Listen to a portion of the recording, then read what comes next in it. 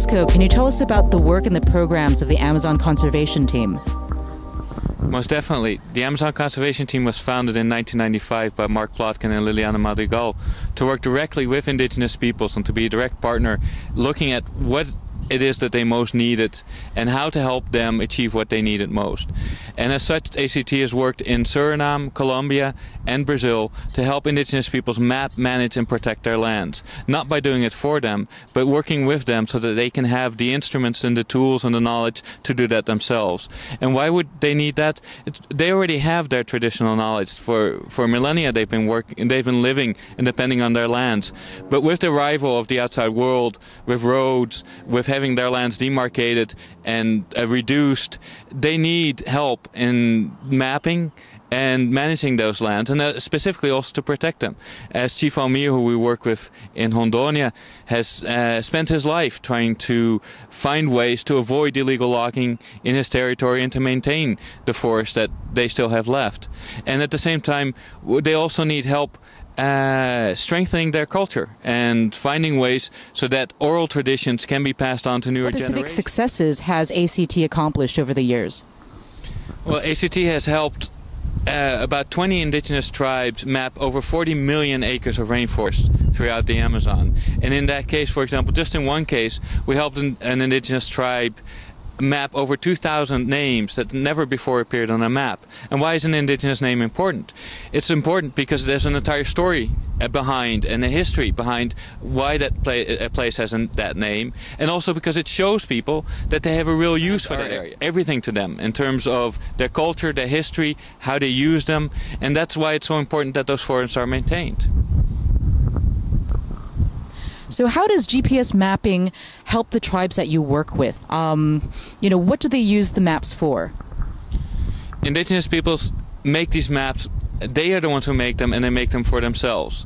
Initially, what they use them for is to help pass on their knowledge of their territory to younger generations. But at the same time, these maps are also really important because they're their instruments that are made by them, and so they can use them as negotiating tools with governments, with companies.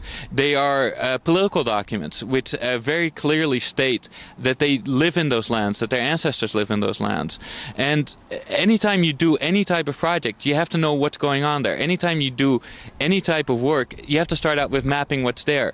And the mining companies, the logging companies have already mapped most of the Amazon. They know exactly what they need. Governments have mapped it, but usually from capitals like Brasilia, and they've mapped what's interesting to them. And now when people come to the region and say, well, want to give logging concessions in that region, these indigenous peoples can roll out their maps and they can say, well, that's a sacred site. And so the law protects sacred sites, so let's talk about those logging concessions because they can't be there. And in so many other ways, maps are important to begin a discussion, and they're not the end point. They're just a beginning point, because from there you go into working on management plans, on vigilance and protection plans, which are all necessary to be able to get to the point where indigenous peoples have their autonomy over their lands and be able to find sustainable ways to maintain them and still have a good quality of life. So how do the indigenous communities use Google Earth? Well, that's the next step, because to make their maps, they're made using GPS, using GIS technology, geographic information systems, but in the end they use them a lot as paper maps or on their computers. What Google Earth does is allows them to communicate and show those maps, not just in a meeting room with a couple government officials or NGOs, but to share their way of looking at their land with the rest of the world. There are over 400 million users of Google Earth today, and with the technology that's being developed, indigenous peoples all over the Amazon, all over the world, will be able to put their views of their territories on Google Earth. And that really helps for people to understand how it is that they are related to that land. For example, if you look at the Surui territory in Hondonia, you see this green spot surrounded by pink and by deforestation. And when you look at that without any other further knowledge, you think, okay, well, the deforestation, that's where people live, that's productive, and that green spot is just a forest. And when you see the Sui cultural map overlaid on Google Earth, it really tells a different story.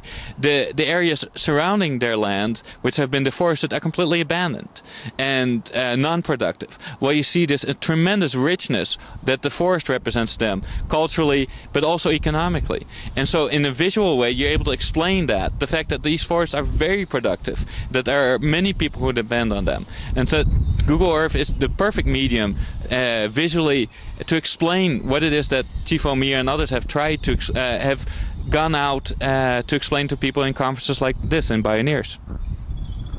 So Amazon Conservation Team has done a tremendous amount of work helping the indigenous peoples in the Amazon region protect their lands. Let me ask you this, Vasco. What are your future plans? Where do you hope to go from here? Well, where we hope to go from here is to eventually not to have our work be necessary anymore. We are in many places where we work. The indigenous peoples have set up their own organizations. They have their management plans. They have trained park guards. And we're really now at a stage where we're trying to find ways for the world community and for governments and others, whoever, to contribute directly to them and to their institutions to help them implement their management plans, their protection plans to maintain those forests, because the capacity is there already in many, many groups that we work with and that others work with as well. So that's why climate change is very important. The ability to reach for carbon offsets under avoided deforestation, those are ways that the global community in a organized manner, in a legal manner, can contribute to these indigenous institutions who are maintaining these forests.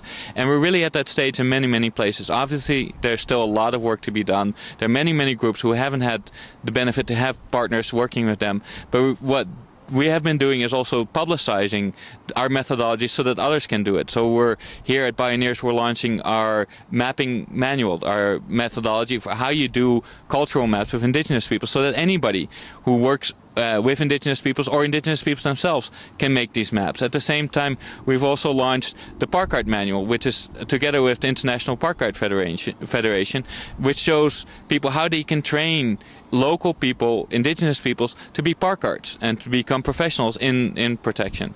And we will also be launching, in collaboration with our partners over the next year, how to develop RED and carbon projects with indigenous people, so that people and other institutions can also be developing these projects, and indigenous peoples themselves.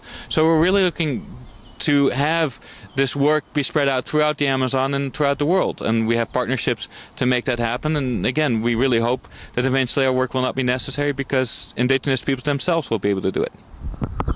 Fantastic. Thank you so much. If you're interested in finding out more about the amazing work of Amazon Conservation Team, go to amazonteam.org.